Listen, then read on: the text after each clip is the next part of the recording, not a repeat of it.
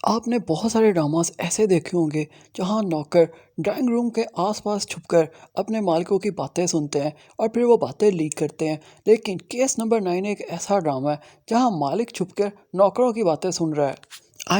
कामरान जाता है नौकरों के पास और नौकर कामरान की ही बातें कर रहे होते हैं कि आज कोर्ट रूम के अंदर बहुत बुरा हुआ और अब कामरान ये केस हार जाएगा।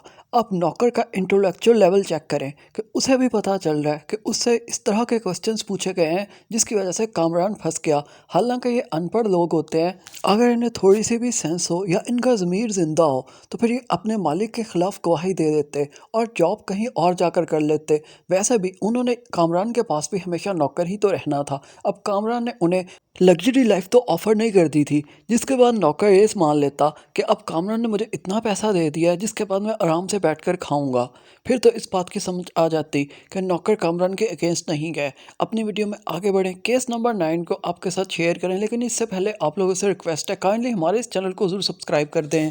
केस नंबर 9 के अंदर एक और मज़े की चीज़ भी हमें देखने को मिली थी जब इसकी पिछली एपिसोड्स चल रही थी। आप लोगों ने देखा होगा, ना सिर्फ मालिक नौकरों की बातें छुपकर सुनता है बल्कि नौकर भी मालिक की बातें छुपकर सुनते हैं। और वो बातें भी कहाँ की होती हैं, जब किरण और कामरान अपने बेडरूम के अंदर बातें कर रहे होते हैं और तब नौकर वहाँ पहुँच जाते हैं और उनकी बातें सुनने लग जाते हैं।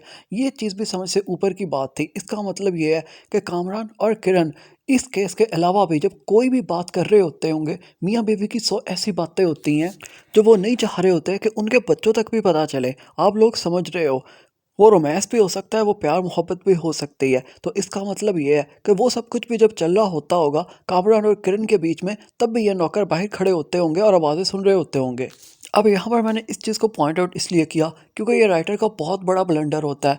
जब उसको कोई और चीज़ समझ में नहीं आती तो वो यही चीज़ दिखा देता है कि मालिक नौकरों की बातें सुन रहा है या नौकर मालिकों की बातें सुन रहे हैं। और कोई बहुत बड़ा सच जो छुपाया जा रहा था वो सबके सामने आ जाता है सिर्फ इस वजह से कि छुप कर बातें सुन ली जाती है। आपने बड़े राइटर्स के इस तरह के सीन्स बहुत कम देखे होंगे। वो खलीलुर रहमान कमर और निमरा अहमद और उमैरा अहमद और फ़रत इश्तियाक हो, किसी भी बड़े राइटर ने इस तरह के सीन्स नहीं लिखने होते। लेकिन जब शाहज़ेब खानज़ादा जैसे लोग राइटर बन जाएंगे और ड्रामास लिखना शुरू कर देंगे सिर्फ इसलिए कि वो अपनी बीवी को लॉन्च कर सके ड्रामा इंडस्ट्री में, तो फिर इसी तरह के ड्रामास लिखे जाएंगे।